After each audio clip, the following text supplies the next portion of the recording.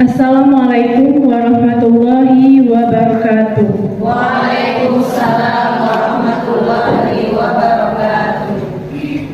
Susunan acara diseminasi budaya positif sebagai aksi nyata calon guru penggerak Angkatan 10 Kota Pagaralam oleh Ibu Lucia Ayu Andini, Sarjana Pendidikan di Perguruan Aisyah Kota Pagaralam, Rabu 22 Zulqa'dah 1445 Hijriah bertepatan dengan tanggal 5 Mei 2024. 1. Pembukaan. Marilah kita buka acara ini dengan mengucapkan lafaz basmalah. Bismillahirrahmanirrahim.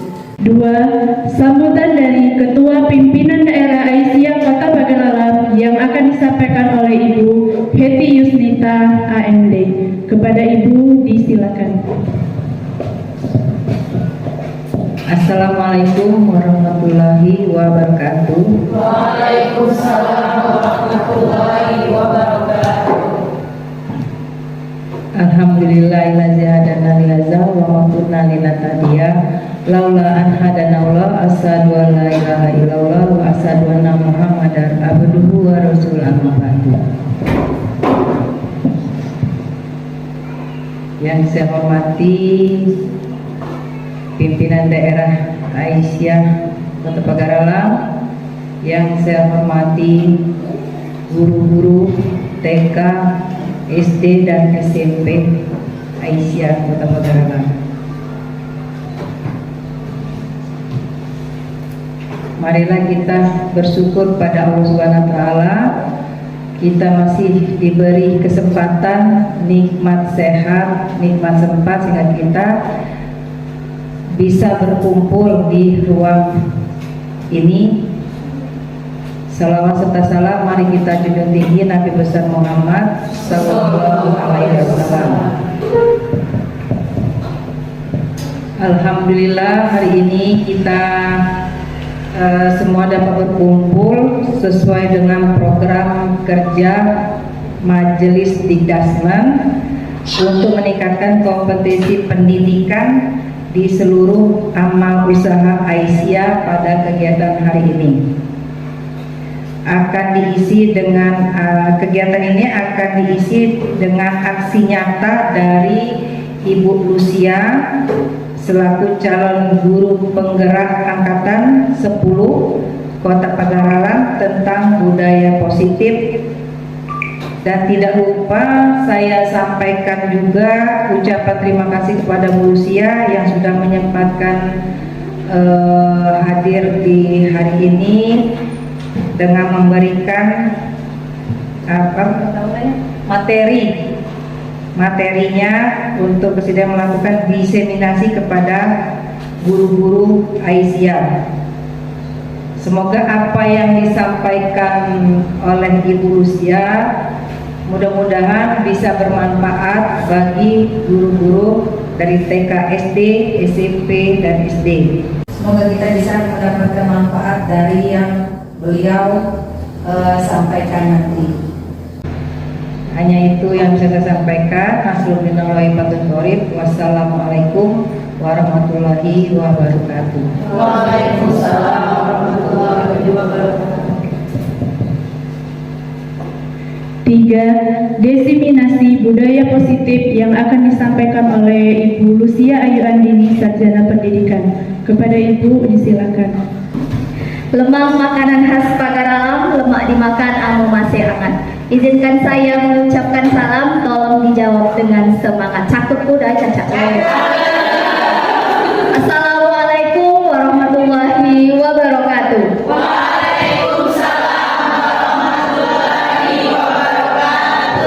Yang terhormat Ketua Pimpinan Daerah Aisyah Kota Pagaralam, alhamdulillah hari ini hadir sebagai support bagi kita bersama untuk belajar. Yang saya hormati Kepala Amal Usaha baik dari TK, SD maupun SMP, serta yang saya banggakan tentu saja seluruh guru SD, TK dan SMP Aisyah Kota Pagaralam. Saya terima kasih banyak sekali Ibu ya menyempatkan diri hadir hari ini, dan mohon partisipasi aktifnya hadir sepenuhnya dalam kegiatan ini. Nanti ketika tidak ada mungkin yang saya sampaikan perlu ibu-ibu tanyakan, boleh kita berdiskusi bersama. Nah, di sini ibu-ibu sekalian, saya bukan berarti memiliki pengetahuan yang lebih dari ibu-ibu semua. Tapi di sini kita sama-sama belajar, terutama saya hanya membagikan apa yang saya pelajari ketika mengikuti kegiatan guru penggerak angkatan 10 Kota Pagar Alam. Ya, kegiatan guru penggerak yang saya ikuti ini sangat mengasihkan ibu-ibu semua ya. Kegiatan ini tentu saja dapat meningkatkan kompetensi kita sebagai guru. Nah, untuk itu saya mengajak, ayo ibu-ibu Aisyah yang belum mendaftar guru penggerak ini angkatan 12 kemungkinan sebentar lagi akan dibuka. Yang dapotiknya sudah 5 tahun bisa ikut mendaftar. Banyak sekali benefit yang bisa kita dapatkan. Ya, selain ilmu bermanfaat yang bisa kita terapkan di pembelajaran di sekolah kita, untuk guru yang belum sertifikasi, kita bisa dimudahkan prosesnya. Ya, ibu-ibu kalau sudah memiliki sertifikat guru penggerak. Nah, sudah langsung saja ibu ya, di sini kita belajar tentang budaya positif. Namun sebelumnya kata pepatah itu kan tak kenal maka tak sayang, yang sudah kenal biar tambah sayang ya. Nah, kebetulan saya wajah baru gitu ya, wajah baru nama lama. Ya, wajah baru kenapa begitu? Karena dulu saya juga sudah mengabdi di Aisyah, khususnya di SMP Aisyah, tetapi sekarang pindah unit kerja di SD Negeri 49 Kota Pagar Alam. Jangan salpok dan dibandingkan muka yang ada di layar dengan yang ada di depan ya, karena sejatinya yang ada di layar sudah disentuh dengan filter, yang di depan hanya disentuh sedikit dengan make up seadanya. Ya, kita langsung saja ibu-ibu hebat. Di sini kita membahas budaya positif. Tak lengkap rasanya jika kita tidak mengetahui apa arti dari budaya positif. Ya, jadi budaya positif di sekolah itu merujuk pada suatu lingkungan sekolah yang inklusif, nyaman, aman, serta memotivasi seluruh warga sekolah, yang mencakup nilai-nilai seperti saling menghormati, tanggung jawab, kerjasama, dan keterlibatan aktif. Nah, budaya positif di sekolah ini berusaha menciptakan atmosfer di mana setiap individu merasa dihargai, didengar, dan mampu berkembang secara akademis serta sosial emosional. Nah, mengapa budaya positif itu penting?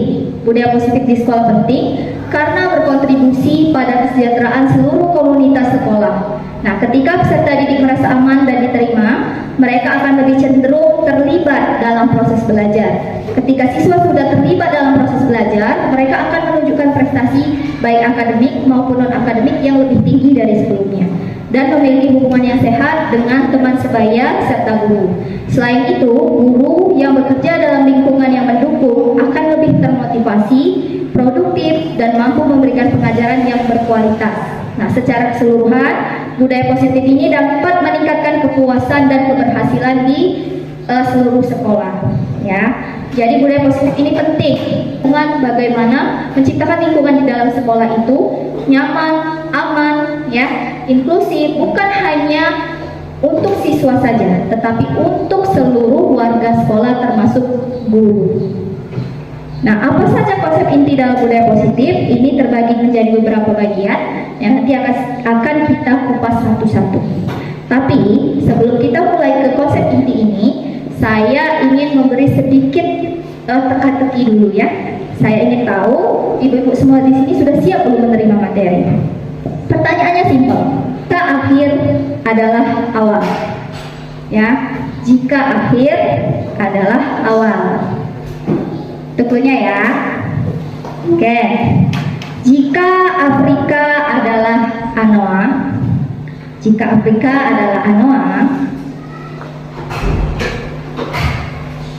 Bangladesh adalah singa, Bandung adalah, ada yang bisa jawab? Jika Afrika adalah anoa, Bangladesh adalah singa, Bandung adalah, ayo, siapa yang bisa? Apa tadi, Bu Tri? Gajah. Benar tidak ya? Oke, Ibu Putri diam-diam dulu ya. Lagi. Jika Malang adalah gajah, Jakarta adalah ayam, Pagar Alam adalah Cluenya ingat kan? Jika akhir adalah awal. Ibu Lena sepertinya sudah punya. Oh, betul. Ayo apa kira-kira? Mohon izin menjawab. Jadi tadi kan Ibu Lucia mengatakan jika akhir adalah awal. Jadi Afrika adalah Anoa. Jadi huruf akhir dari Afrika adalah A. Jadi boleh Anoa. Yang Bangladesh huruf akhirnya itu S. Jadi bisa singa. Jawabannya. Kalau yang apa? Bandung huruf akhirnya itu tadi kan G. Jadi jawabannya bisa binatang yang huruf awalnya G. Oke, tepuk tangan untuk Ibu. Mantap. Nah, benar. Itulah ibu-ibu ya. Kita terkadang terlalu berpikir terlalu jauh. Kita terlalu berpikir segala sesuatu itu sudah sulit duluan. Padahal sesederhana itu. Akhir adalah awal. Afrika adalah Anoa, Bangladesh adalah singa, maka Bandung adalah gajah. Kembali ke pertanyaan kedua sekarang. Malang adalah gajah, Jakarta adalah ayam, maka Pagar Alam adalah macan. Bisa kita cari binatang atau hewan yang awalnya Nah, ibu-ibu, pemberian pertanyaan yang saya beri tadi itu adalah kalau kita dalam pembelajaran adalah dinamakan ice breaking. Ice breaking ini salah satu bentuk kita memberikan budaya positif kepada anak. Kenapa? Yang tadinya ngantuk jadi mikir, yang tadinya belum fokus jadi mikir. Kembali fokusnya kepada pembicara atau kita guru yang ada di depan. Nah, menarik tentunya kan apa yang akan kita bahas selanjutnya. Nah, sekarang kita langsung kembali ke konsep inti budaya positif. Nah, sebelum kita belajar lebih jauh tentang apa itu budaya positif, di sini sekarang pada saat ini, khususnya pada era kurikulum merdeka ini, pendidikan Indonesia itu sudah setahap demi setahap menuju kepada filosofi Ki Hajar Dewantara, yaitu pendidikan yang berpusat kepada murid. Kalau istilah Ki Hajar Dewantara itu ada namanya menghamba pada murid. Bukan kita harus sujud-sujud kepada murid, Ibu, bukan. Tetapi kita harus menciptakan sebuah lingkungan belajar, cara pembelajaran dan lain sebagainya yang mendukung siswa untuk berkembang. Nah, di sini ada perubahan paradigma belajar. Nah, di mana apa yang berubah? Pembelajaran pada paradigma baru ini, pembelajaran yang dirancang berdasarkan prinsip pembelajaran berdiferensiasi. Kita semua saya yakin di sini sudah pakai kurikulum merdeka ya, seluruh yang Aisyah, sekolah Aisyah, sehingga para peserta didik ini belajar sesuai kebutuhannya, sesuai teori psikologi modern untuk mewujudkan profil pelajar Pancasila. Ini intinya Bapak Ibu. Nah, profil pelajar Pancasila ini yang dituju sekarang. Apa saja? Ada 6 dimensi. Kita sering sudah tahu mungkin kan, beriman dan bertakwa pada Tuhan Yang Maha Esa dan berakhlak mulia, mandiri, bernalar kritis, kreatif, bergotong royong dan berkebinekaan global. Bagaimana cara kita agar bisa menuju kepada profil pelajar Pancasila ini? Salah satunya dengan menciptakan budaya positif. Nah, kita lanjut. Nah, sekarang kita belajar dulu tentang miskonsepsi teori makna kontrol. Arti miskonsepsi ini adalah kesalahan pemahaman, Bapak Ibu ya. Tidak ada bapaknya, maaf, sering terpeleset. Jadi selama ini kita sebagai guru itu sering mengontrol siswa berperilaku. Nah, dia boleh itu. Nah, jangan ini. Nah, jangan itu. Jangan gaduh. Itu boleh. Kira-kira seperti itu. Siswa itu terbiasa kita yang atur sebagai guru, bukan dia sendiri, bukan dia yang mempunyai kesadaran sendiri. Jadi ketika tidak kita suruh, nah, oh ya silakan. Makasih Ibu. Lanjut ya. Makasih Betty. Jadi ketika si anak tadi misalkan kebersihan, kita suruh membersihkan, ada tugas tiket. Ketika tidak kita suruh, dia tidak akan melaksanakannya.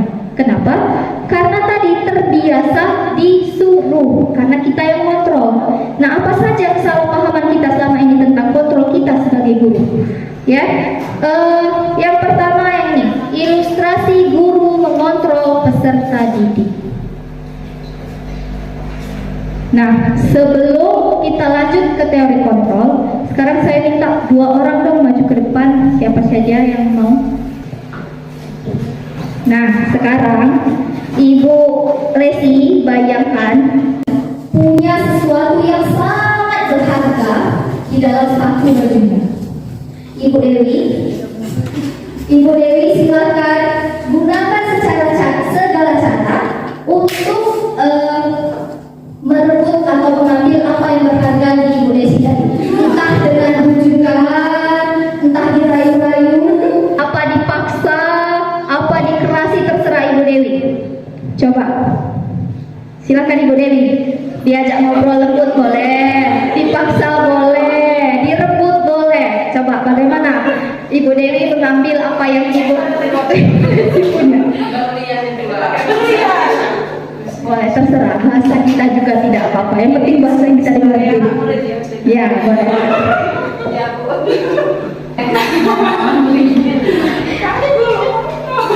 Dibalik.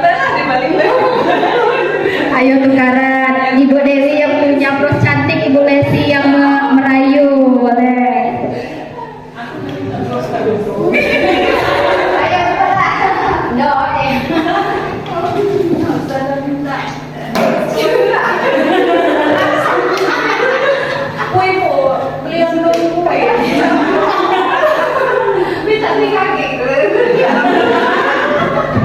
Memaksa pohon. No kalau pulang.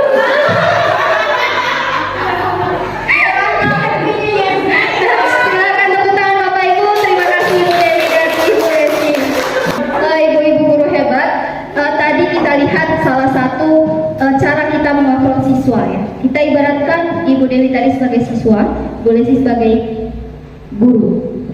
Nah, kita seringkali tanpa sadar memaksa murid atau siswa kita untuk melakukan sesuatu, padahal belum tentu loh si siswa tadi mau melakukannya. Nah, apalagi tadi ketika dengan cara pemaksaan kan otomatis akan timbul langsung jawaban Ibu Dewi tadi. Oh iya, mau anakku yang belinya katanya kan. Nah, dia menolak. Sejatinya sebenarnya yang punya kontrol atas diri kita sendiri itu siapa? Ibu-ibu. Diri kita sendiri. Begitu pula siswa. Nah, siswa, guru itu tidak bisa mengontrol siswa untuk berbuat sesuatu. Tetapi kita bisa menuntut mereka untuk melakukan sesuatu dengan lebih baik. Itulah budaya positif. Ya. Selama ini kita yang mengontrol peserta didik. Nah, ini ternyata merupakan suatu miskonsepsi yang harus kita rubah ke depan. Selanjutnya, ilusi bahwa semua penguatan positif efektif dan bermanfaat. Sekarang saya mau uji Ibu Pipin dulu. Bu Pipin carinya hari ini. Sama, lihatnya dari mana Bu Pipin? Oh, beli di Shopee, minta linknya nggak Bu ya? Ibu Anita, berseri-serian hari ini. Oh, cantik, wajar. Nah, sekarang saya tanya, sudah mode memujinya sudah ya? Ketika dipuji, apa yang kita rasakan? Bahagia. Tapi apakah bahagianya selamanya? Misalkan saya puji seperti ini, Bu Pipin, kalau cantiknya hari ini, lipstiknya bagus, nyambung udah parah. Yang timbul apa di hati? Setelah dipuji dia jongkok. Itulah ngajongin, kayak apa mujuk-mujukin ngajong, muji-muji oleh nak nyuruh. Nah, seperti itulah kita pikir dengan memuji siswa mereka akan senang, ya.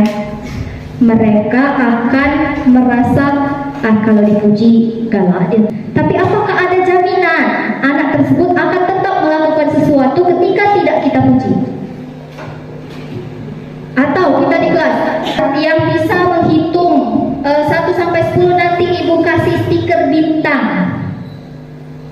Oh, anak akan berlomba. Karena apa? Mengharap dapat stiker. Ketika tidak kita hadirkan lagi stikernya, apakah ada jaminan dia akan mau? Tidak. Nah, ini adalah salah satu ilusi juga, miskonsepsi bahwa penguatan positif ini efektif dan bermanfaat.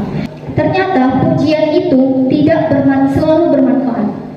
Ketika anak yang selalu dipuji-puji karena dia pintar, karena dia bisa melakukan sesuatu lebih dari temannya, ada beberapa hal yang bisa menyebabkan malah itu tidak efektif. Yang pertama, dia bisa menjadi dihukum oleh penghargaan itu.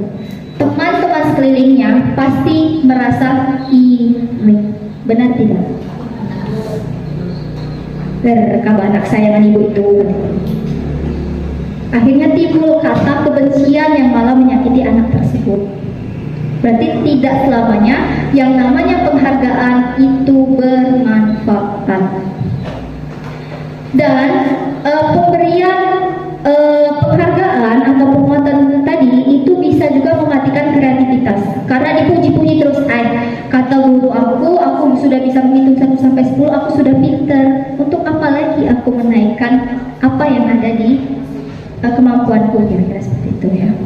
Lalu ilusi bahwa kritik dan membuat rasa bersalah mampu menguatkan karakter. Kita sering kan melihat kita kasih kritik atau kita kasih saran biar dia bisa lebih maju, ya, atau kita omongin bisa karena ini kurang bagus, kamu tuh bagusnya seperti ini. Nah, terkadang ada anak yang tidak siap menerimanya, dia akan menjadi menyimpan emosi negatif dan merasa bersalah. Misalnya kita menghukum siswa, nak jadi tua apa kabar ni? Ndong bapang susah payah cakap kabar duit, belajar tidak serius. Kita kira dengan seperti itu dia akan merasa berpikir, oh iya berarti kalau aku begini orang tuaku seperti ini. Tapi ada juga itu siswa yang malah menyimpan emosi negatif. Ya Allah, berarti aku ini gagal jadi anak. Nah, itu malah berdampak lebih buruk lagi. Nanti akan kita bahas selanjutnya. Lalu yang terakhir adalah ilusi bahwa orang dewasa berhak memaksa. Yang tadi ya sudah kontrol memaksa pun. Nah, pokoknya tugas dikumpul besok. Mendida dihukum, kamu dikumpul ke pagi. Ada hukumannya, kira-kira seperti itu ya. Nah, itu kita memaksa kepada peserta didik. Selanjutnya kita mari berefleksi sejenak. Di sini ada sebuah masalah, ada pertanyaan. Jika di sekolah kita tidak ada surat teguran atau hukumannya bagi karyawan, bagi kita guru yang telat, juga tidak ada penghargaan, apakah kita akan tetap datang waktu untuk mengajar siswa-siswa kita? Ada yang mau kasih pendapat? Ibu Lena, kira-kira bagaimana jika di sekolah tidak ada peraturan tentang tidak boleh datang terlambat? Misal tidak ada sanksinya dari sekolah.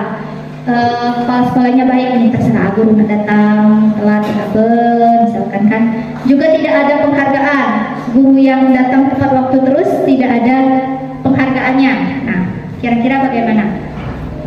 Apakah ibu masih akan datang tepat waktu? Menurut saya masih akan datang pada waktu karena kita mempunyai rasa tanggung jawab terhadap siswa. Tepuk tangan dulu. Itulah guru sejati ya, karena ada tanggung jawab kepada siswa. Yang lain? Ayo dia berkerot. Gue kegagalan di rumah udah. Aku datang tepat waktu juga nggak dapat hadiah kok. Jadi aku datang sepaca aku bayar jam berapa ke sekolah kira-kira. Ada yang berpikir seperti itu kira-kira? Jangan sampai ya. Semoga kita di diri kita sebagai guru kita berusaha bagaimana caranya agar kita bisa memenuhi tanggung jawab seperti kata Ibu Lena tadi. Dan apalagi kita punya tanggung jawab selain kepada instansi tempat kita mengajar, kita juga punya tanggung jawab kepada siswa. Dan kita sebagai guru ini adalah teladan. Apa yang kita kerjakan itu biasanya ditiru oleh siswa kita.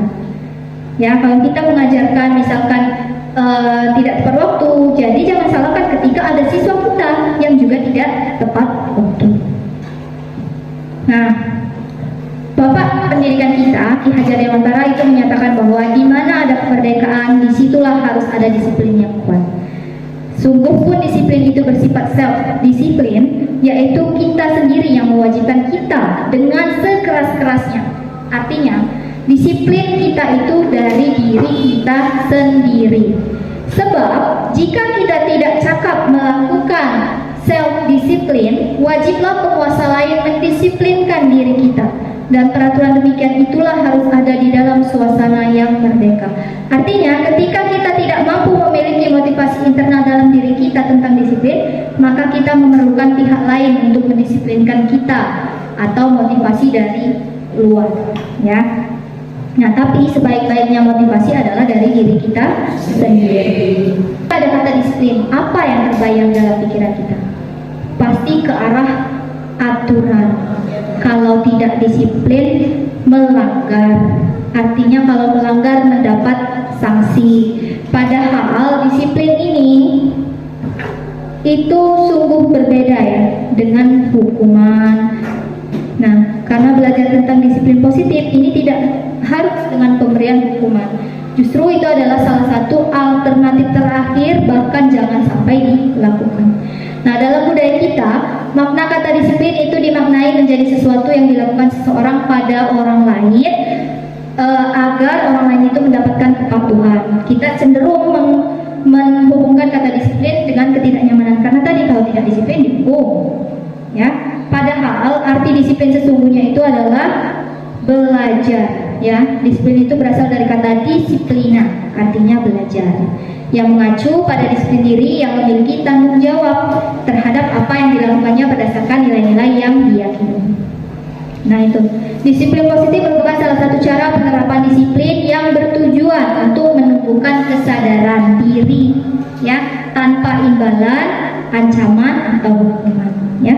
Nah, kita sebagai guru itu wajib bagaimana caranya kita menciptakan peserta didik yang memiliki disiplin diri, ya. Lanjut kembali ya, ini adalah nilai-nilai kebajikan yang harus kita tanamkan kepada peserta didik kita, ya, agar mereka mampu mengikuti kegiatan pembelajaran maupun dia dalam kehidupan sehari-hari. Nah, dari setelah ini akan sangat menarik ya, ibu-ibu, karena ini akan menjadi sebuah refleksi bagi kita sebagai guru, ya. Kapan kita akan memulai budaya positif ini kalau bukan mulai dari kita sendiri? Saya harap kehadiran ibu-ibu semua di sini bukan hanya karena memenuhi tugas dari kepala sekolah, karena harus disuruh untuk ikut sini, tetapi kita niatkan bersama untuk memperoleh ilmunya, ya. Dan bisa, saya harap juga bisa diterapkan nanti di sekolahnya atau di amal usahanya masing-masing, ya. Saya sangat berterima kasih kepada Ketua Majelis Dikdasmen dan juga Ketua PDA yang mana telah mengizinkan saya untuk melakukan desiminasi di sini, ya. Mungkin karena mereka kemarin kebetulan melihat saya sebelumnya sudah melakukan desiminasi di SD Negeri 49. Nah, kebetulan sudah saya post di YouTube. Nah, mungkin mereka sudah melihat dan kebetulan kita ada programnya Majelis Dikdasmen, makanya ini kita berbagi ilmu. Makanya di sini saya harap apa yang nanti disampaikan bisa kita terapkan. Kita belajar berbudaya positif mulai hari ini melalui kegiatan ini. Lanjut, ini adalah nilai-nilai kebajikan. Nilai-nilai ini harus kita sepakati bersama, terbebas dari apapun suku bangsanya, agamanya, bahasa maupun latar belakangnya. Ini adalah contoh-contoh nilai kebajikan dari 3 institusi atau organisasi. Sekurang-kurangnya nilai yang harus kita tanamkan kepada anaknya untuk kehidupannya nanti. Yang pertama, profil pelajar Pancasila, tadi ada 6 dimensi sudah kita ketahui bersama. Beriman dan bertakwa kepada Tuhan Yang Maha Esa dan berakhlak mulia, berkebinekaan global, gotong royong, mandiri, kreatif, dan bernalar kritis. Lalu ada dari organisasi IBO Primary Years Program atau PYP, nilainya adalah toleransi, rasa hormat, integritas, mandiri, menghargai, antusias, dan lain sebagainya. Termasuk empati juga ada di sana. Dan juga keterampilan hidup atau life skill, ini juga sangat harus kita tanamkan kepada anak, yaitu dapat dipercaya, lurus hati, nah ini yang sulit nih, pendengar yang aktif, tidak merendahkan orang lain, dan memberikan yang terbaik dari diri. Nah, ini nilai-nilai minimal ibu-ibu ya yang harus kita tanamkan kepada anak didik kita di sekolah. Nilai-nilai ini harus kita tanamkan melalui berbagai kegiatan, ya. Nah, selanjutnya kita akan belajar tentang kebutuhan dasar manusia. Pada dasarnya, ibu-ibu, kita ini melakukan sesuatu itu berdasarkan kebutuhan dasar yang kita inginkan. Contoh, aku mau dandan biar disebut cantik, kira-kira seperti itu. Pasti kan ada ujungnya. Aku mau belajar biar pintar, atau aku harus bisa jadi guru konten kreator kayak yang di TikTok itu Hendra Brudi ya, biar saya diakui sebagai guru. Kita punya kebutuhan kita masing-masing tanpa kita sadari. Ya ibu, apa yang kita lakukan itu ada kebutuhannya masing-masing. Apa yang kita inginkan, seluruh tindakan yang kita lakukan ini pasti memiliki tujuan tertentu, dan semua usaha terbaik yang kita lakukan adalah dalam rangka agar kebutuhan dasar yang kita inginkan tadi terpenuhi dengan baik. Apa saja kebutuhan dasar tersebut? Ada 5. Ada kebutuhan bertahan hidup, kasih sayang dan rasa diterima, penguasaan, kebebasan, dan kesenangan. Ya, bertahan hidup apa saja? Makanan, pakaian, tempat tinggal, keamanan, kesehatan. Kasih sayang dan rasa diterima, dipedulikan, kerjasama, berbagi, menjadi bagian dari kelompok. Penguasaan, kebebasan, dan kesenangan. Contohnya hari ini, ibu-ibu semua hadir di sini. Bisa jadi kebutuhan dasar yang ibu-ibu semua inginkan di sini karena kesenangan, mungkin karena termasuk antusias mengikuti kegiatan seperti ini. Nah, untuk lebih memahami tentang 5 kebutuhan dasar ini, kita belajar dari kasus di depannya. Saya di depan ini Ibu Ambar adalah guru TK Aba Pagar Alam, Aisyah di Pagar Alam. Ya, ada tahu di Aba berapa lah Ibu Ambarnya. Nah, beliau sedang bingung menghadapi ulah salah satu peserta didik di kelasnya, yaitu Doni. Beberapa anak di kelas tersebut telah datang kepadanya dan mengeluhkan Doni yang seringkali meminta bekal makan siang mereka dengan paksa. Ya, jika Anda menghadapi situasi seperti Ibu Ambar, apa yang akan Anda lakukan? Dan menurut Anda, kira-kira apa alasan Doni melakukan hal itu? Nah, di sini Ibu Ambar tuh dapat laporan dari teman-temannya bahwa si Doni itu sering mengambil makanan teman-temannya secara paksa. Nah, kira-kira kalau ibu guru semua yang ada di sini mengalami hal yang sama atau pernah mengalami hal yang sama seperti yang dilakukan Doni, kira-kira ibu guru di sini apa yang akan ibu guru hebat di sini lakukan? Ada yang mau kasih pendapatnya? Khusus guru TK karena kasus TK. Apa di SD SMP masih ada kejadian seperti ini? Masih. Ayo, silakan. Ada yang mau berbagi pengalamannya, bagaimana cara menyelesaikannya? Mungkin saya akan cross check dulu masalahnya. Saya tanyakan ke yang Joni dan anak yang sering diminta secara paksa tersebut. Nah, jika memang benar-benar dipaksa, saya akan mengajak Doni tadi berbicara kenapa Doni melakukan hal tersebut, dan saya akan menasihati Doni bahwa tindakan tersebut bukan tindakan yang baik. Baik, tepuk tangan dulu dong. Oke, dari sebelah sini dulu. Ada lagi yang mau kasih pendapat? Ibu Ega, jika Ibu Ega dalam posisi ini, apa yang Ibu Ega lakukan? Oh, sama seperti Ibu Ame. Ada tidak kira-kira kalau dilaporin anak, udah lapor saja? Ada. Kira-kira? Ada dulu aja. Ada yang seperti itu, Ibu? Ada. Atau langsung kasih respon. Siapa yang merebut makanan kamu? Doni.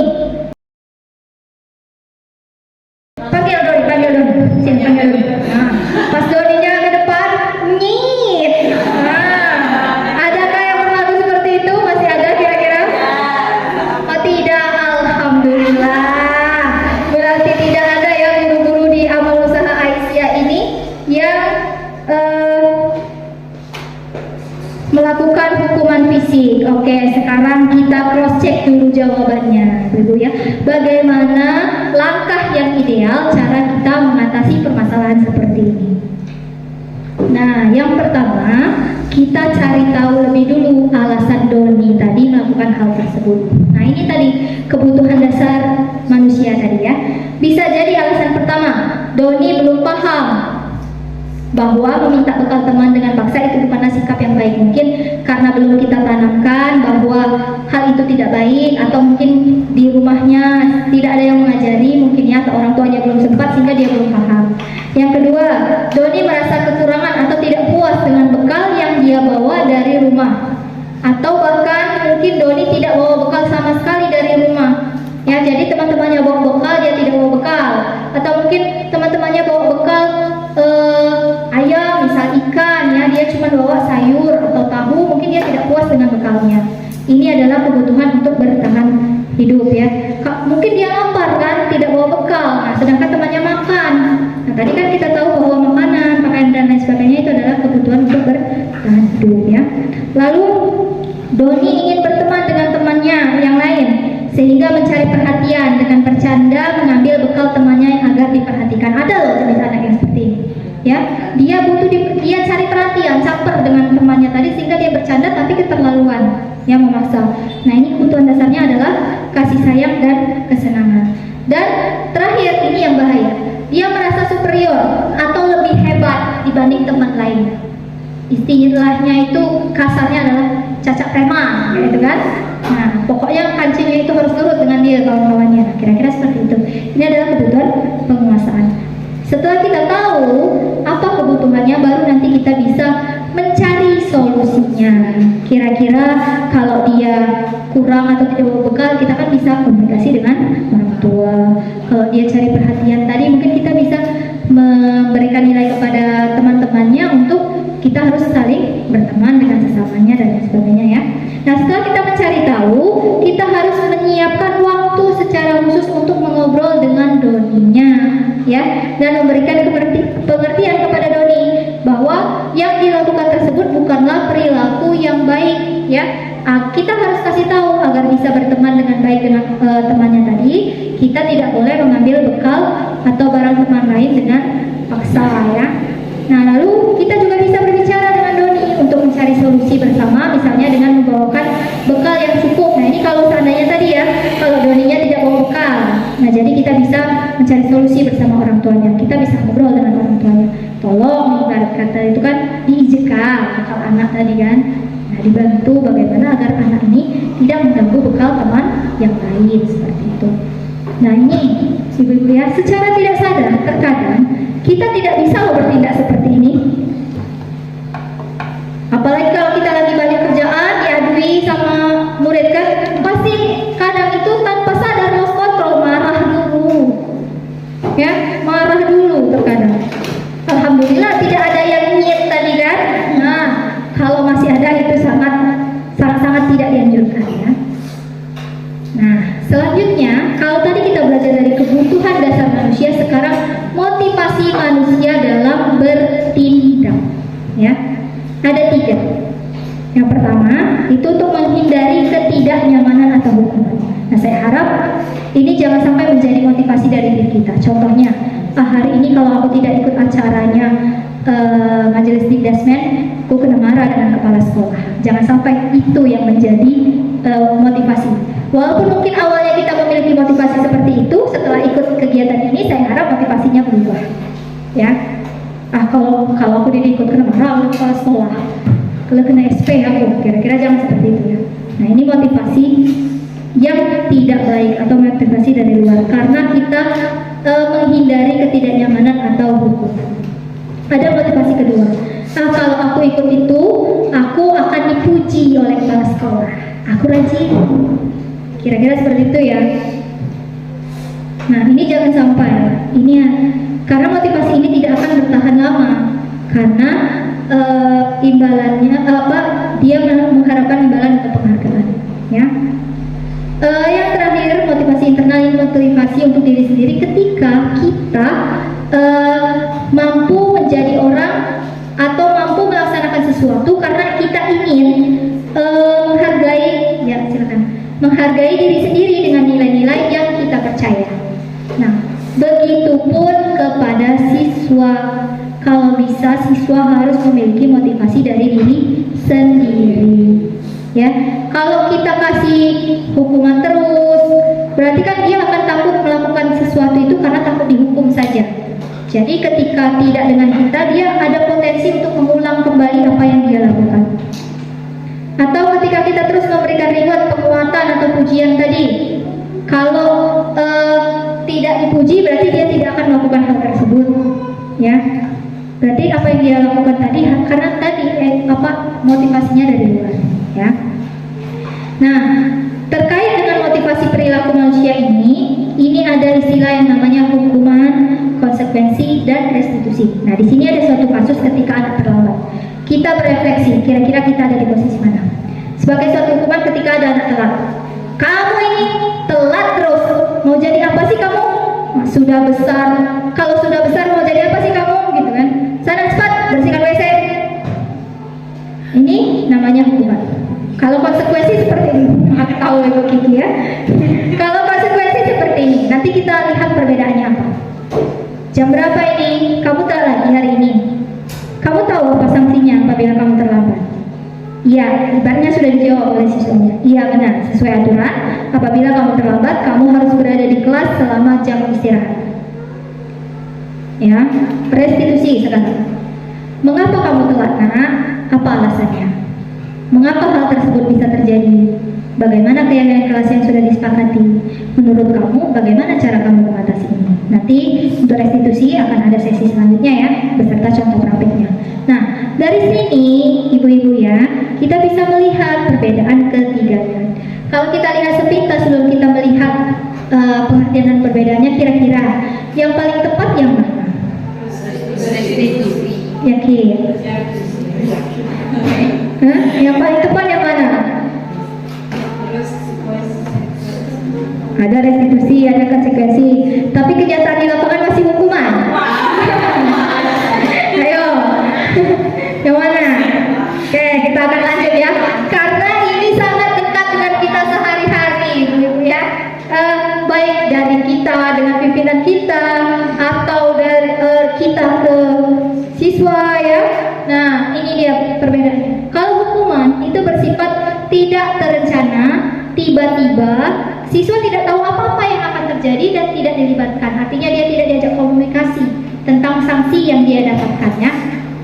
Bersifat satu arah, berupa fisik, baik fisik maupun psikis. Psikis ini adalah misalkan dari omongan kita, ya, omongan kita yang menyakiti dia, kan? Misalnya mengklaim atau melabeli dia bodoh, misal dan lain sebagainya ya. Ini termasuk sebagai hukuman.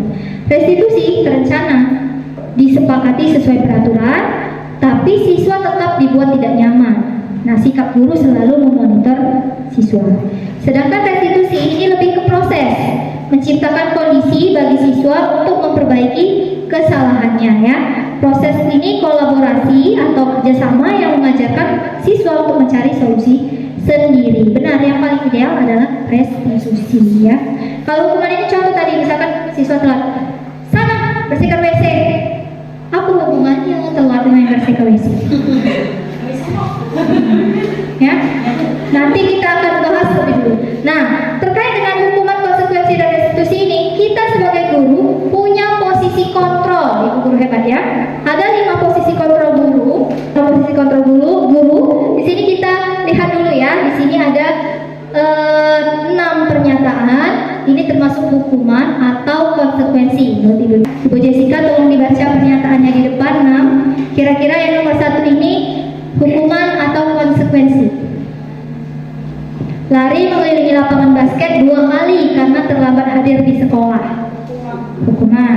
Yang kedua, berdiri di depan kelas sambil mengangkat 1 kaki karena tidak bisa menjawab pertanyaan. Hukuman yang lain? Sering melakukan ini tidak? Tidak. Yakin? Kok tidak ikhlasnya ngomong ke tidak tuh? Tidak.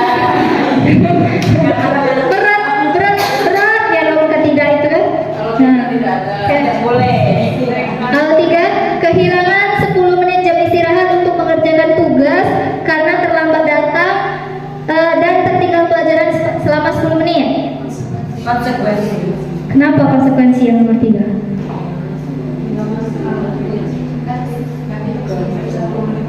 Oke, lanjut yang nomor 4. Lari mengelilingi lapangan basket 2 kali karena terlambat 10 menit untuk pelajaran PJOK.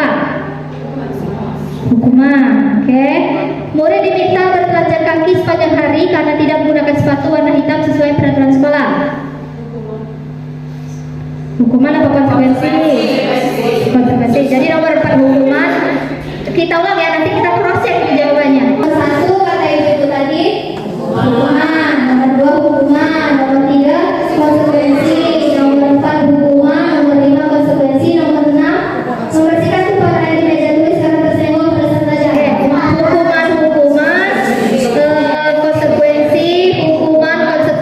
Konsekuensi. Oke, kita cek satu-satu. Tapi maaf, ada tadi yang sedikit belum tepat ya. Apa yang belum tepat? Nah, ini dia. Lari mengelilingi lapangan basket 2 kali karena terlambat hadir di sekolah. Nah, ini adalah hukuman. Karena apa hubungannya telat dengan lari? Malah dia payah, laju dia tahu belajar. Ya. Lalu yang kedua, berdiri di depan kelas sambil mengangkat kaki satu karena tidak bisa menjawab pertanyaan. Karena tidak bisa menjawab pertanyaan, bukankah kita sebagai guru belum tepat ya metode ajar kita sehingga dia belum paham? Kok siswa yang dihukum berdiri pula sambil mengangkat kaki satu kan? Kehilangan 10 menit jam istirahat untuk mengerjakan tugas karena terlambat datang dan tertinggal pelajaran selama 10 menit. Ini merupakan konsekuensi ya. Ini kita tadi kan sudah melihat pengertiannya bahwa konsekuensi ini adalah suatu sanksi yang sudah sesuai peraturan atau yang sudah disepakati bersama. Nah, lari mengelilingi basket 2 kali karena terlambat 10 menit untuk pelajaran PJOK. Tadi jawabannya adalah hukuman. Kenapa di sini konsekuensi? Karena kan pelajaran PJOK. Kalau lari ya untuk dia pemanasan. Nah, dia telat kan untuk pemanasan dia sendiri kan. Kalau kita suruh lari, ada korelasinya. Hukumannya ini ada korelasinya. Terlambat pelajaran PJOK. Konsekuensinya adalah lari karena sebagai bentuk pemanasan. Mungkin pemanasan ya sebelum dia berolahraga. Murid diminta bertelanjang kaki sepanjang hari. Nah, tadi jawabnya konsekuensi. Udah kasihan tuh Bu, siswa ada pakai sepatu hitam, diajarkan siswa tersebut ketika disuruh tidak pakai sepatu sepanjang hari ini apa yang akan dia lakukan? Pasti malu yang dia rasakan. Keduanya ya kalau siswanya cuek-cuek saja oke, tidak malu dia. Tapi kakinya pasti sakit kan, entah menginjak batu, entah menginjak sesuatu yang panas kan. Nah itu secara tidak langsung kita menyiksa anak Ibu ya. Ini adalah hukuman. Yang keenam, membersihkan tumpahan air di meja tulis karena tersenggol pada saat belajar. Nah ini merupakan konsekuensi karena ya namanya tanggung jawab ya. Dia menumpahkan air, jadi dia yang harus membersihkan tumpahan air tersebut. Nah tadi sudah saya singgung sedikit tentang 5 posisi kontrol guru dalam menegakkan baik itu hukuman, konsekuensi atau restitusi ya bagaimana. Nah di sini kita akan melihat. Di sini menurut Diana Gosen itu ada 5 posisi kontrol guru ya: penghukum, pembuat merasa bersalah, teman, pemantau, dan manajer. Kita akan melihat perbedaannya dari video-video berikut ini. Nah perhatikan ininya ya videonya. Nah, ini dia posisi pertama, posisi penghukum.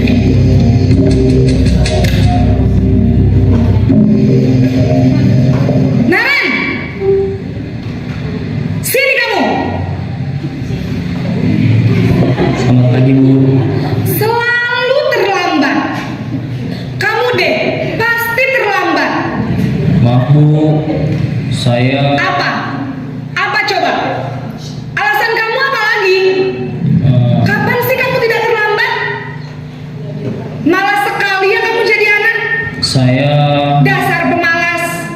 Gak kapok-kapok sih kamu. Sudah berapa kali terlambat? Sana, kamu keliling lapangan basket 2 kali. kenapa saya harus keliling lapangan basket Bu? Nah, dari situ kita lihat videonya ya. Kita lihat ciri-ciri gurunya itu kan nada suaranya tinggi, menghardik ya. Panggilnya Bay lagi ngegas kan, menunjuk-nunjuk, menyakiti, menyindir ya, menghukum dengan hukuman fisik dan psikis. Nah sekarang coba kita berpikir bersama, jika kita adalah Naren ya, jika kita adalah Naren, apa yang kita rasakan ketika kita mendapat perlakuan seperti itu dari guru tadi? Lemah, kesal. Ada lagi? Oh biasa saja. Yakin biasa saja? Ya, saya biasa saja. Tapi apakah kita bisa menjamin dia memang biasa saja? Siapa tahu di dalam hatinya dia menyimpan dendam atau benci pada gurunya ya. Nah itu jawaban dari ibu-ibu semua tadi itu adalah apa yang akan Naren rasakan juga kalau kita lakukan seperti itu ya. Nah posisi penghukum ini dampaknya bagi peserta didik adalah peserta didik akan memberontak dan menyimpan dendam. Dia malah akan takut kepada guru yang memberi hukuman dan dia akan bisa mengulangi kesalahannya lagi berulang kali ya. Nah ada juga posisi kedua yaitu pembuat masalah. Naren, kamu kenapa terlambat lagi nak? Ya Tuhan Naren, kamu senang ya bikin ibu susah ya? Kalau kamu terlambat lagi, nanti ibu yang ditegur bapak kepala sekolah nak. Disangka ibu tidak bisa membina kamu. Duh, gimana ini? Maaf Bu. Duh Gusti Naren, kamu suka ya kalau ibu ditegur bapak kepala sekolah? Terus, sekarang ibu harus tulis apa ini di buku absen? Ini kamu sudah sering terlambat loh. Ibu harus apa coba? Maaf Bu. Maaf sekali. Ya sudah, lain kali jangan bikin ibu susah lagi ya nak ya. Ibu tidak akan kuat lagi kalau kamu begini terus. Bisa jantungan kalau ibu ditegur bapak kepala sekolah. Sana cepat ke kelas. Maaf ya Bu. Maaf sekali. Nah, kita lihat perbedaan ekspresi ya saya sebut.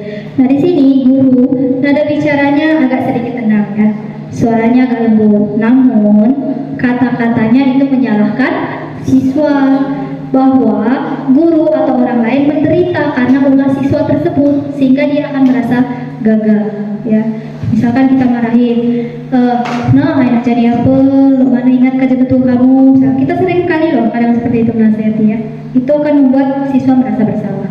Nah dampaknya peserta didik akan menyimpan emosi negatif ya karena menyimpan rasa bersalah, rendah diri dan menarik diri dari lingkungan. Nah ada posisi ketiga yaitu posisi teman. Selamat pagi Bu. Wah, sudah jam berapa ini nak? Terlambat lagi ya sayang. Iya Bu. Habis ibu saya lupa membangunkan saya Bu. Kamu malah menyalahkan ibu kamu. Kamu bukannya anak yang larinya paling kencang. Kok terlambat sih? Iya Bu. Saya memang terlambat bangun tadi. Jadi biarpun saya lari kencang, tetap gak kekejar Bu. Ya sudah sana, nanti lain kali larinya lebih kenceng lagi ya, biar gak terlambat lagi. Bikin seneng ibu, demi ibu, bisa kan? Bisa lah Bu.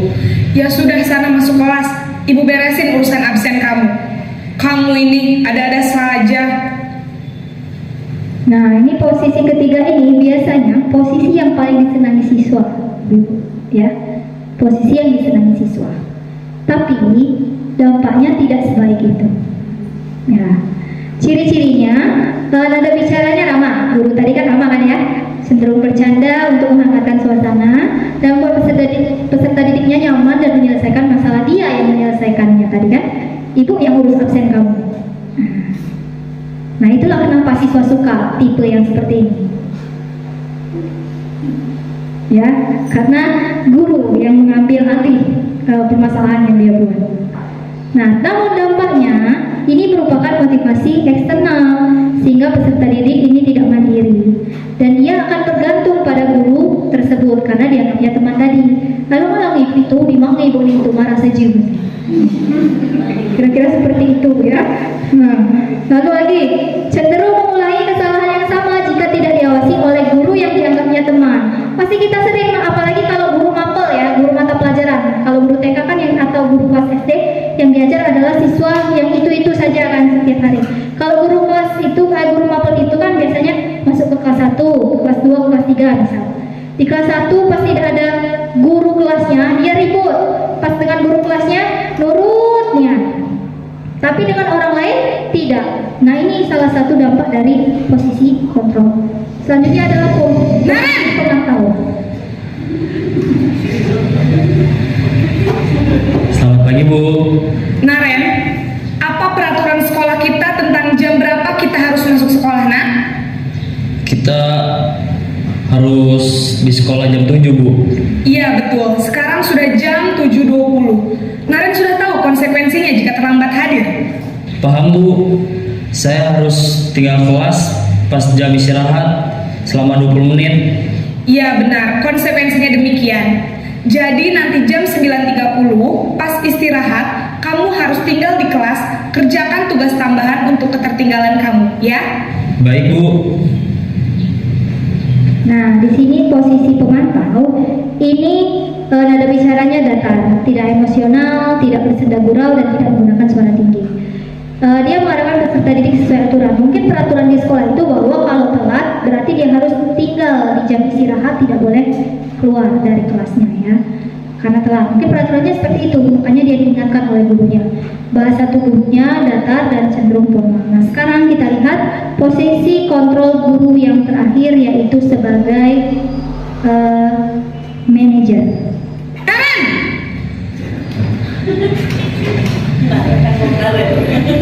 Selamat pagi Bu. Selamat pagi Naren. Maaf Bu, saya terlambat.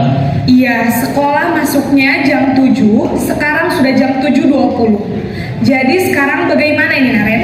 Maaf Bu, saya lupa setel alarm saya semalam.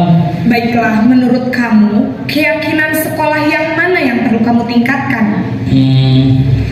Menghargai diri sendiri dan orang lain mungkin ya Bu. Setuju. Jadi, apakah Naren meyakini prinsip saling menghormati tersebut? Iya Bu, saya meyakininya. Apakah Naren bersedia memperbaiki masalah keterlambatan ini? Bersedia Bu. Bagaimana kamu akan perbaiki masalah keterlambatan ini? Saya akan coba untuk tidak lupa menyetel alarm saya Bu. Baik, kalau Naren lupa menyetel alarm di rumah, ada orang yang kira-kira bisa bantu mengingatkan tidak? Ada Bu, kakak saya, Kak Emma. Ada lagi selain Kak Emma? Selain Kak Emma, ada ibu saya. Baik, jadi yang mengingatkan Naren adalah Kak Emma dan ibu kamu ya? Kira-kira akan mulai setel alarm kapan nih Naren? Setelah pulang sekolah, akan segera saya lakukan.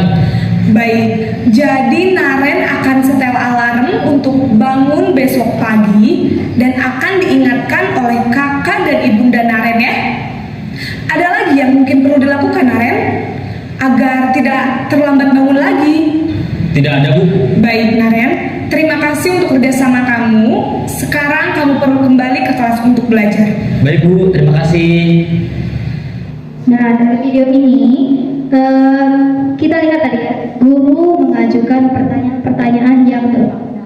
Ditanya kenapa telat, bagaimana cara agar bisa menyelesaikannya ya, dan di guru membimbing pemecahan masalah secara mandiri. Artinya siswa sendiri kan tadi ditanya bagaimana agar tidak telat lagi menyetel alarm, ada tidak yang mengingatkan, ada orang tua dan lain sebagainya. Ini posisi kontrol sebagai manajer. Nah, dari kelima posisi kontrol ini kita kembali merenung sejenak ya, di posisi kontrol yang mana kita selama ini? Apakah penghukum, pembuat merasa bersalah, teman, manajer, atau pemantau? Teman. Ada lagi? Hukuman. Ada lagi? Manajer. Oh, sudah ada yang di tahap manajer. Masya Allah. Ada lagi? Yang di sebelah sini?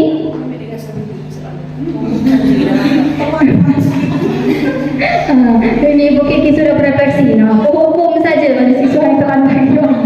Tidak apa-apa, karena ini sebelum belajar ya. Sekarang kita sudah belajar. Saya harap kedepannya kita berubah secara bertahap ya.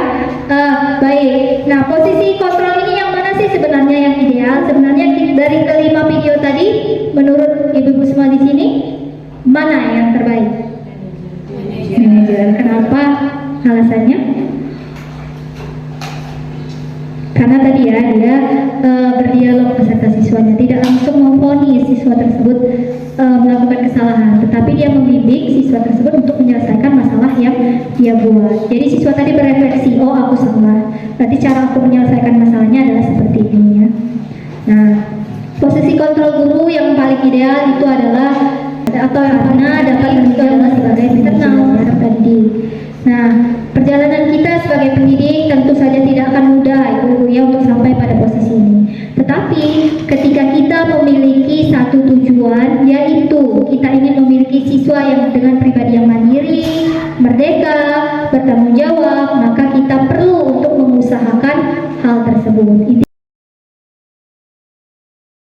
Kita mulai dulu bertahap, tidak bisa langsung instan ya, nanti siswanya juga kebingungan. Yang kemarinnya Ibu Kiki menghukum terus pas telat, besoknya sudah sangat lembut.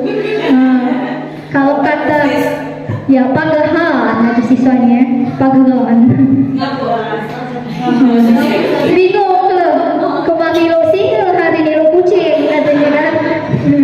Jadi terkejut, nyatanya besoknya balik lagi jadi single.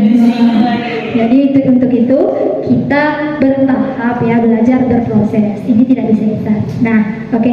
Sebelum kita lanjut lagi, kita memanaskan badan sejenak ya, ibu-ibu, biar lebih semangat. Boleh mohon berdiri semua dulu.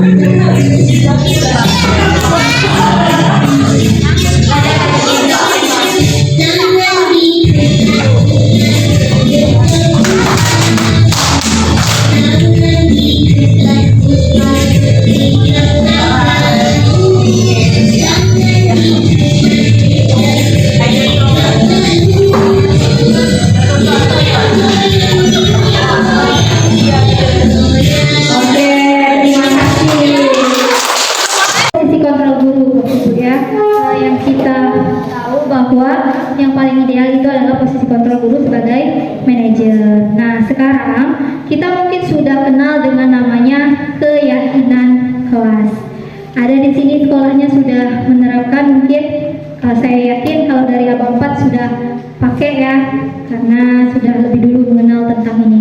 Nah, keyakinan kelas ini adalah kesepakatan yang kita yakini bersama tentang kelas impian yang diinginkan oleh seluruh peserta didik. Jadi bukan hanya sekedar aturan ya, bedanya peraturan dan keyakinan itu adalah kalau peraturan itu kita sendiri sebagai guru yang buat. Tidak boleh tidak buat PR, harus menjaga kebersihan. Kalau keyakinan itu disepakati bersama, apa yang diinginkan. Nah, ini contoh pembuatan keyakinan kelas yang saya lakukan di sekolah saya. Ini belum tentu baik ya, tapi mungkin bisa menjadi salah satu referensi. Kami mau tahu bagaimana sih kelas yang kalian inginkan ketika kalian belajar, baik dari segi kalian sesama teman, atau keadaan kelas ini seperti apa yang kalian inginkan, atau guru dengan kalian itu seperti apa ya. Ini pengen tahu bagaimana kelas yang kalian inginkan ya. Nanti caranya kalian akan bagi ini satu atau dua kertas, kalian tuliskan. Setelah menulis nanti kalian tempel di sini ya. Bisa Pak?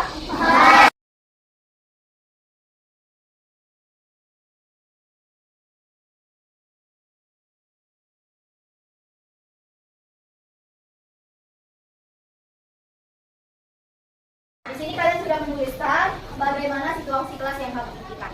Nah, di sini kita bisa melihat sebagai suatu kesepakatan ya, agar kalian bisa mendapatkan situasi kelas yang kalian inginkan. Bagaimana caranya agar bisa satu kelas harus harus sepakat, harus meyakini. Ya, di sini kita baca dulu.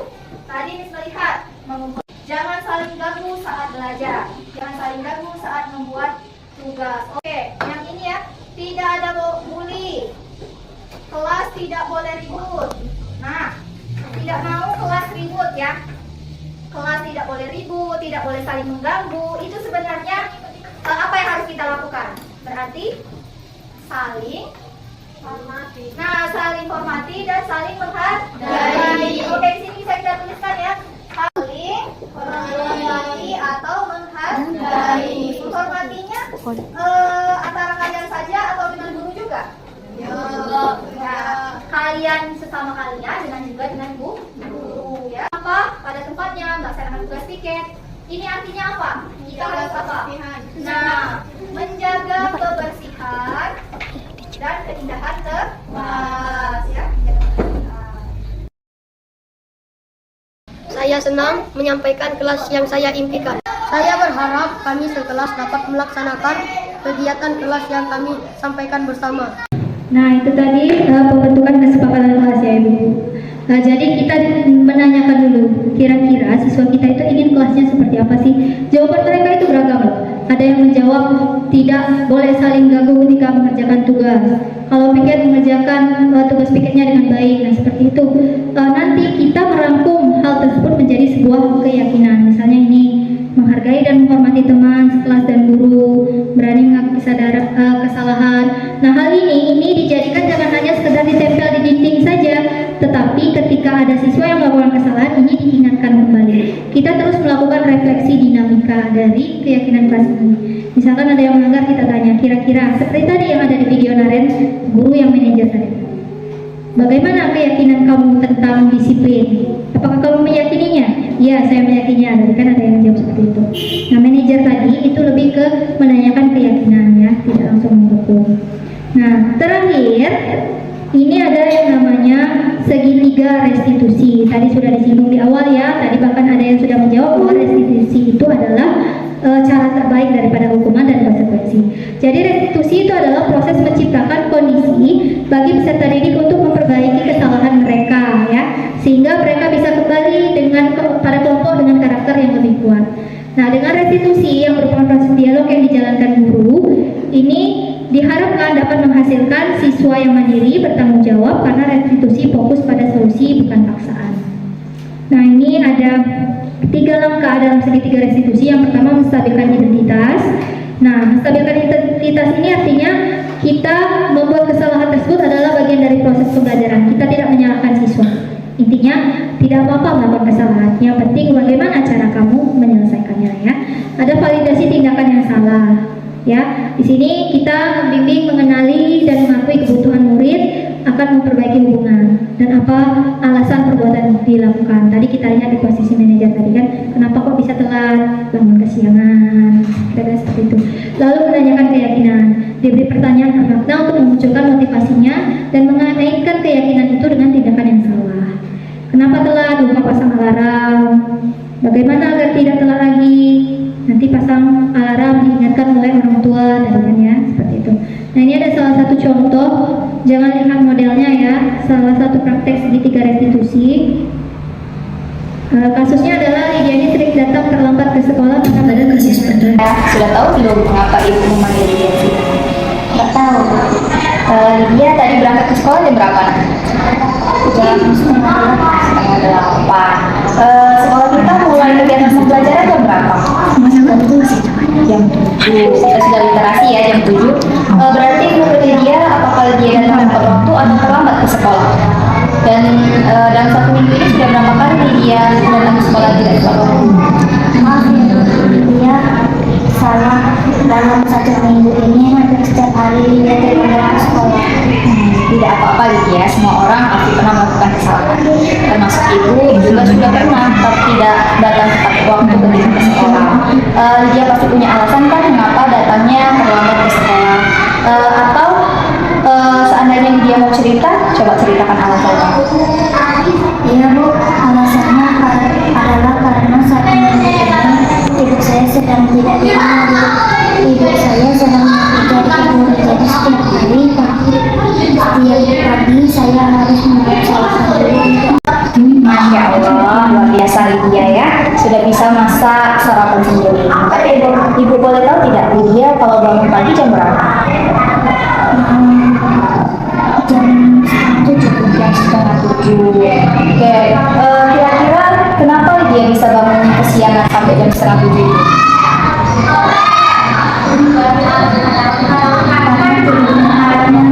Kemalaman. Emang jam berapa biasanya ya? Kadang jam 10, kadang jam 11. Kalau boleh tahu kenapa Lydia bisa tidur sampai semalam itu sebelum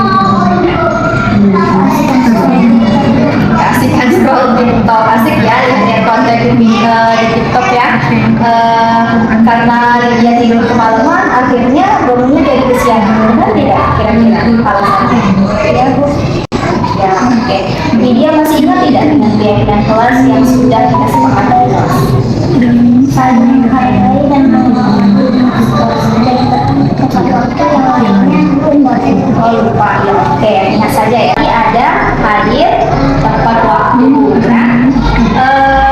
Menurut Lydia, hadir tepat waktu di sekolah itu bermanfaat tidak bagi Lydia? Ya, baik. Sekarang coba menurut Lydia apa yang harus Lydia lakukan agar Lydia bisa datang ke sekolah dengan tepat waktu? Oke, tapi menurut Lydia kalau seandainya Lydia bangun lebih awal, apakah Lydia bisa selesai masak lebih awal juga? saya lebih awal sudah bisa bangun pagi. Ya, berarti harus tidur lebih awal agar bisa bangun lebih pagi ya. Menurut Lydia bagaimana cara Lydia bisa bangun lebih awal? Masang alarm. Masang alarm sampai subuh bagus sekali. Sekalian bisa sholat subuh juga ya kalau seandainya bangunnya sangat subuh. Nah, sekarang Lydia sudah tahu apa yang harus Lydia lakukan. Kapan kira-kira Lydia akan mulai melakukan? Mulai nanti malam sekali. Jadi mulai hari ini Lydia akan mengubah kebiasaan sebelumnya agar bisa menjadi lebih baik, disiplin dan tepat waktu. Apakah Lydia bisa? Bisa. Oke, baik. Terima kasih Lydia. Silakan mulai di kelas. Nah, ini tanggapan siswa ketika dia dilakukan eksekusi. Gurunya memberikan pengertian bahwa melakukan apa yang saya lakukan salah. Saya bisa memperbaiki.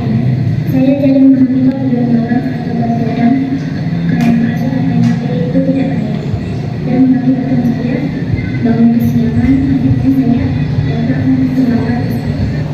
Nah, ini siswanya merasa jadi lebih memahami apa dari kesalahan yang dia buat dan dia bisa mencari solusi akan hal itu. Nah, baik Ibu guru hebat, kita sudah tiba di akhir materi kita ya. Padahal ingin sekali membersamai guru-guru lebih lama berkaitan dengan budaya positif. Kesimpulan yang kita ambil dari pertemuan kita hari ini adalah dalam rangka menciptakan lingkungan yang positif, setiap warga sekolah ini harus dan pemangku kepentingan tentunya ya perlu saling mendukung ya, saling support dan menerapkan nilai-nilai kebajikan yang disepakati bersama ya. Untuk dapat menerapkan ini tentu saja sebagai seorang pemimpin pembelajaran kita perlu memiliki jiwa kepemimpinan sehingga dapat mengembangkan sekolah dengan baik agar terwujud suatu budaya sekolah yang positif dengan standar kompetensi pengelolaan yang telah ditetapkan. Nah, tujuan mulia dari penerapan disiplin positif ini adalah agar terbentuk murid-murid yang berkarakter, berdisiplin, santun, jujur, dan lain sebagainya, termasuk sebagai pembelajar sepanjang hayat sesuai dengan standar kompetensi lulusan yang diharapkan. Nah, dalam penerapan program disiplin positif ini hendaknya kita sebagai guru itu memiliki standar kepribadian profesional dan sosial yang baik, di mana guru mampu merefleksi dirinya sendiri dalam posisi kontrol saat ini dan bagaimana perjalanan dirinya sebagai among atau manajer yang menuntut murid-muridnya menjadi insan yang mandiri, merdeka, dan bertanggung jawab. Oke, terima kasih atas perhatiannya dari awal sampai akhir. Saya kembalikan kepada moderator acara.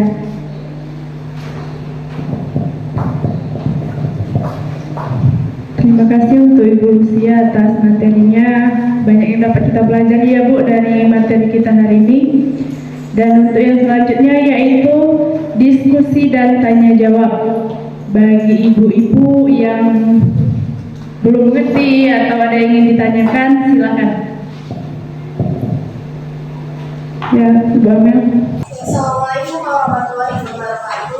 Waalaikumsalam warahmatullahi wabarakatuh. Saya ingin bertanya, bagaimana contoh penerapan budaya positif di dalam suatu sekolah? Dan kalau kita menerapkan suatu budaya positif, tentunya pasti akan ada tantangan yang muncul dari memunculkan budaya positif tersebut. Bagaimana cara kita menanggulangi tantangan tersebut? Mungkin ditampung dulu pertanyaan yang lain, Bu. Ada lagi Ibu? Ya, Ibu Lesti. Assalamualaikum warahmatullahi wabarakatuh.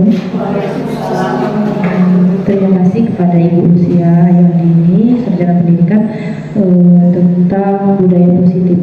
Kebetulan Ibu sudah tahu sendiri bahwasanya di SMP Aisyah itu adalah kurikulum vitae. Bagaimana atau bolehkah tidak kami menghukum anak itu tidak menyakiti fisik? Cuman contohnya ibaratnya tidak menggunakan seragam atau atribut yang lengkap. Kami menghukumnya dengan menghukum anak itu dengan Al-Quran, satu ayat Al-Quran atau hafalan. Boleh atau tidak Ibu itu? Terima kasih. Wassalamualaikum warahmatullahi wabarakatuh. Masih ada Bu yang ingin bertanya?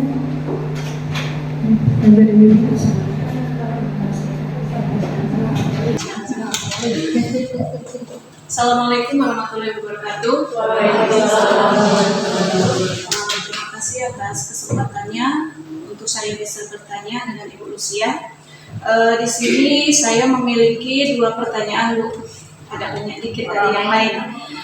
Jadi untuk pertanyaan yang pertama, dalam poin ilusi bahwa semua perbuatan positif, efektif, dan bermanfaat itu termasuk peserta didik membutuhkan perhatian khusus. Nah, di satuan pendidikan kami itu ada seorang siswa yang memang betul-betul membutuhkan perhatian khusus. Nah, itu kami memberikannya, tetapi ada kecemburuan dengan siswa yang lain. Siswa yang memang tidak harus diberikan perhatian khusus.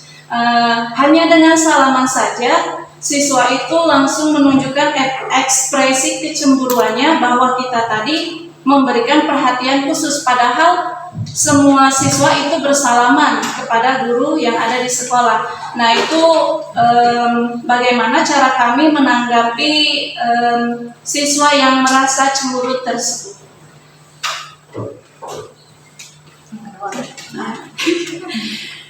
Yang kedua, untuk poin kontrol seorang guru. Nah, tadi ada 5 poin, dan poin yang paling ideal itu kontrol sebagai manajer. Tetapi dalam keseharian kita banyak menemui rekan guru yang masih menerapkan hukuman sebagai cara terbaik untuk menerapkan disiplin anak. Mungkin salah satunya pun saya pernah melakukannya. Nah, itu bagaimana kita menanggapinya kepada guru yang terlalu sering menerapkan hukuman kepada anak tersebut. Karena ada sebagian anak, dihukum terus aku, misal seperti itu. Nah, untuk menyampaikan pengertian kepada sesama rekan guru tadi seperti itu. Terima kasih. Wassalamualaikum warahmatullahi wabarakatuh. Waalaikumsalam.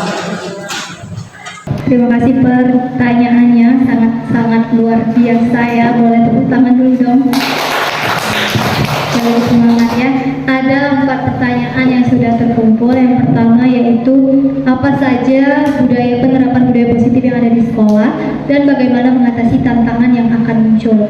Ya, pasti segala sesuatu punya tantangan, benar begitu ya Ibu Ana ya. Ya, budaya positif di sekolah itu sangat banyak Bapak Ibu ya yang bisa kita lakukan. Maaf Bapak lagi, padahal tidak ada bapaknya. Ibu-ibu ya, sangat banyak. Dari hal kecil saja seperti posisi kita penanaman 5S ya, senyum, sapa, salam. Nah, itu sudah termasuk ke dalam kegiatan budaya positif. Dan saya lihat di Aisyah ini sangat luar biasa. Dari datang, siswa sudah disambut ketika turun dari kendaraannya, disambut oleh guru di depan gerbang, bersalaman, pulangnya juga seperti itu sudah termasuk budaya positif. Yang kedua, kita membiasakan siswa kita untuk berbicara dengan bahasa yang baik. Itu juga salah satu budaya positif. Kita membiasakan siswa untuk imtak setiap pagi.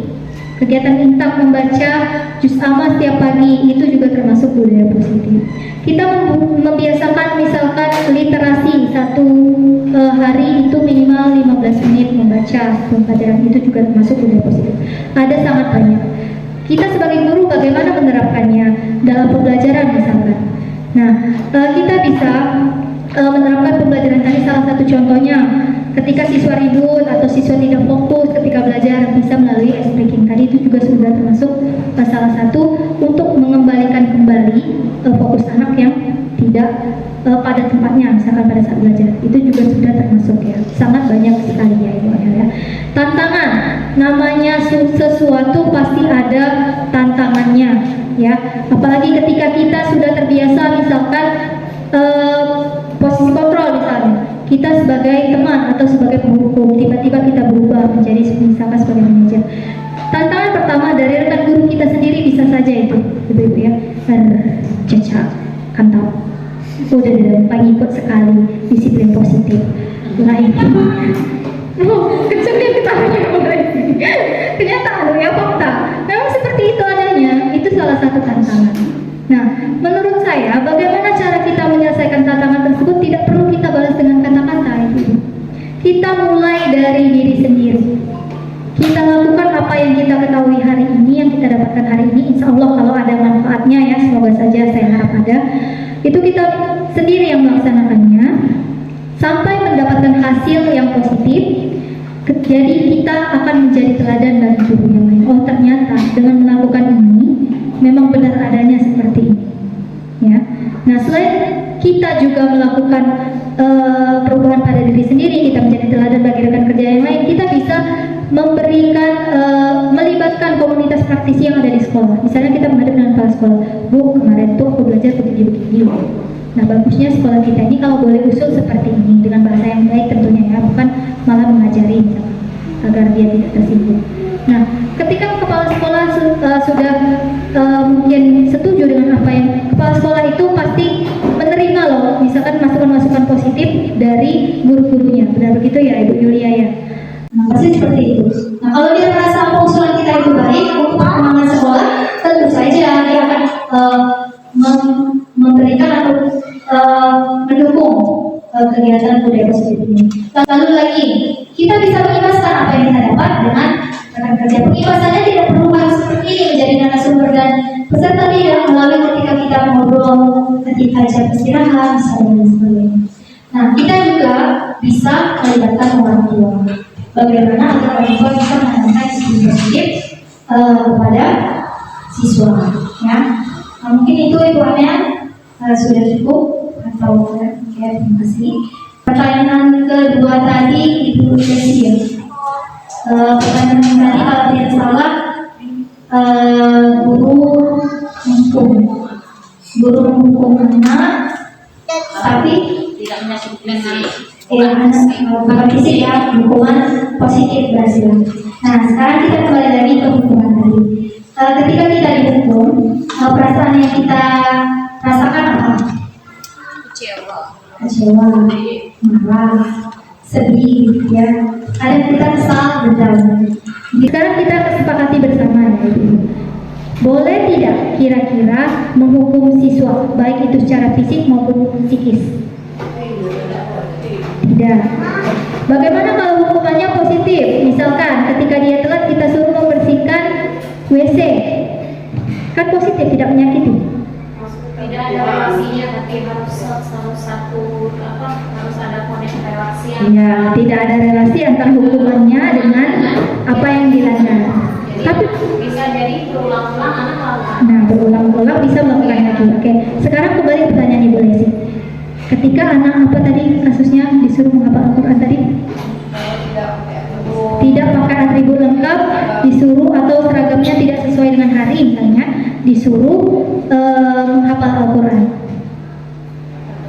Boleh tidak kira-kira? Menghafal Al-Quran positif loh. Nah, sekarang apa bedanya dengan ketika dia telat disuruh membersihkan WC? Tidak ada korelasinya. Nah, tidak pakai seragam lengkap atau tidak pakai seragam seperti harinya, apakah ada korelasi positifnya dengan menghafal Al-Quran? Pertanyaan ini susah dijawab karena ini masalah menghafal Al-Quran ya, berkaitan dengan agama. Tapi sebenarnya, mungkin ya. Ya, boleh silakan. Mungkin kalau aku tadi kesalahannya tadi karena Tidak pakai atribut, ya. Mungkin bisa dicarikan dalam Quran itu atau hadis pun tentang yang berhubungan dengan kesalahannya tadi. Jadi anak tadi tidak hanya sekedar ayat satu ayat saja, tetapi terkoneksi dengan kesalahan yang dilakukan anak. Oke, tepuk tangan dulu untuk ini. Luar biasa. Nah, pada dasarnya seperti ini, Ibu. Hukuman positifnya ini karena kebetulan tentang Al-Qurannya.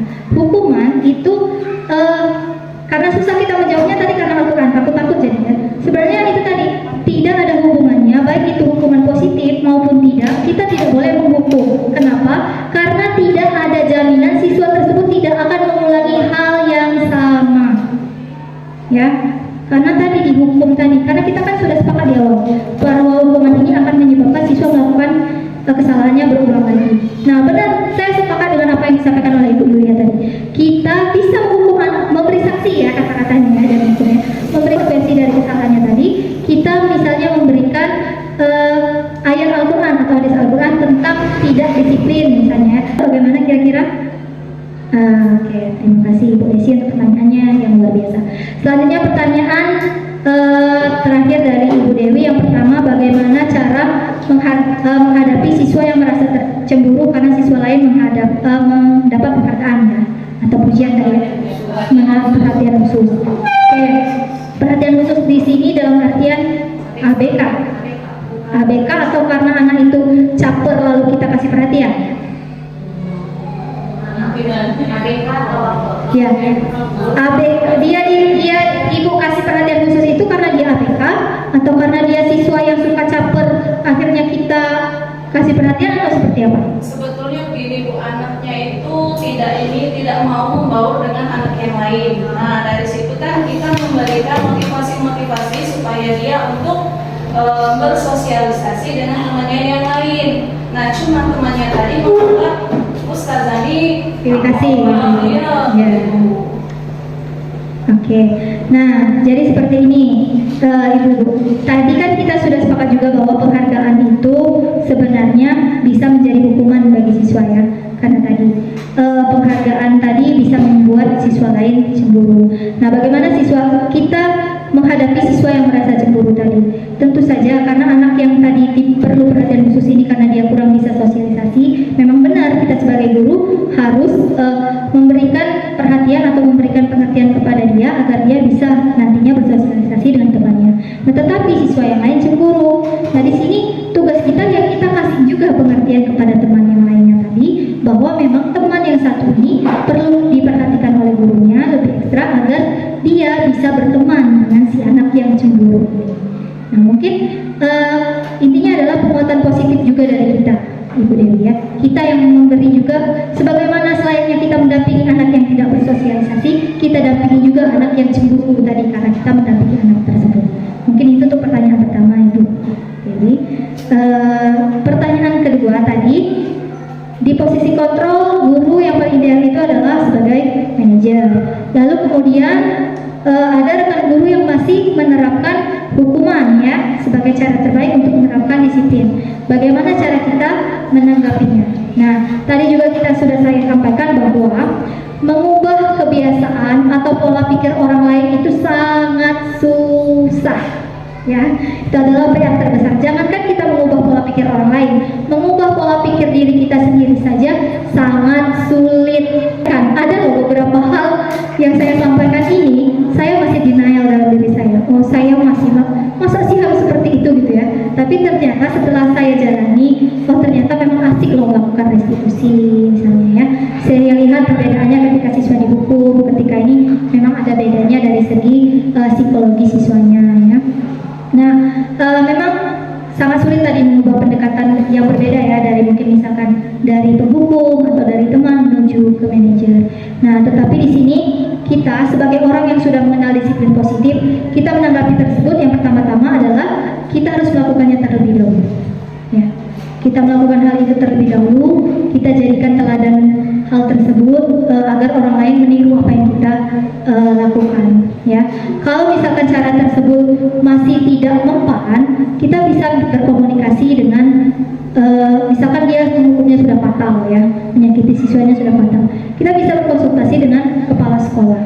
Mungkin melalui kepala sekolah kita bisa melakukan pendekatan kepada guru tersebut bahwa apa yang dia lakukan itu salah atau belum tepat ya, karena menghukum tadi kan.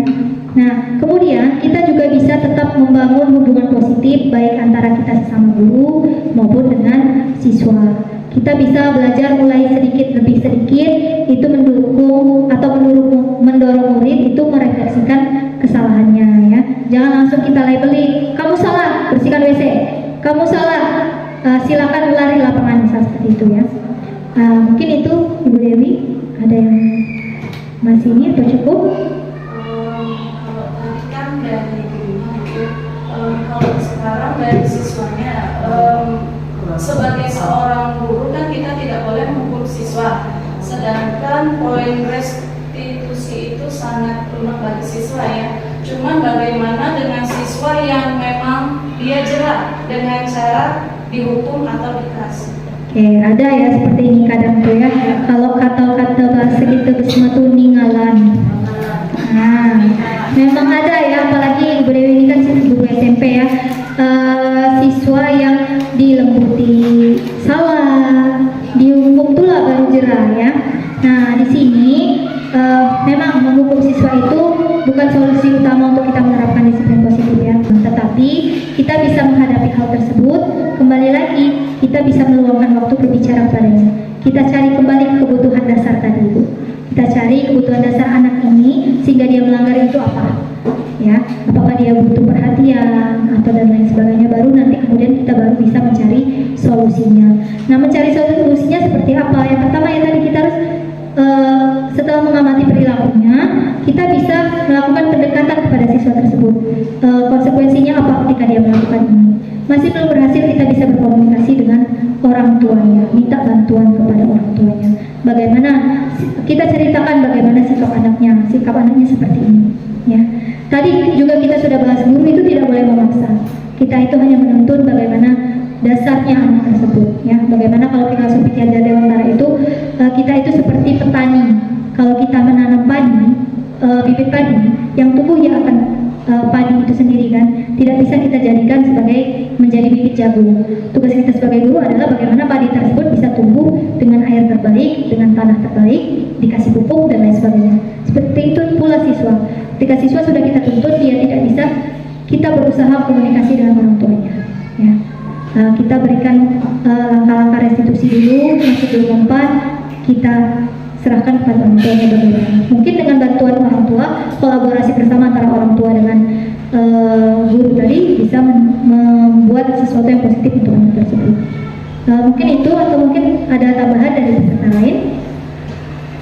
Ibu Dewi mungkin bagaimana tampaknya? Oke, kalau sudah cukup, mungkin karena waktu kita sudah ini, Bu Ningsih boleh ditutup saja. Terakhir Ibu, terima kasih sekali lagi ya untuk waktu dan perhatiannya, sangat menarik sekali. Saya sangat merasa terhormat berada di antara ibu-ibu semua ya, ibu-ibu guru hebat Aisyah. Semoga apa yang kita pelajari hari ini dapat bermanfaat dan diterapkan di amal usaha atau sekolahnya masing-masing, sehingga sekolah kita Aisyah dapat maju dan berkembang ya, dan tidak kalah saing dengan sekolah-sekolah lain yang ada di Kota Pagarang. Acara yang terakhir yaitu penutup. Marilah kita tutup acara ini dengan mengucapkan lafaz hamdalah. Alhamdulillahirobbilalamin. Nasrul minallahi wa batun qarib. Wassalamualaikum warahmatullahi wabarakatuh.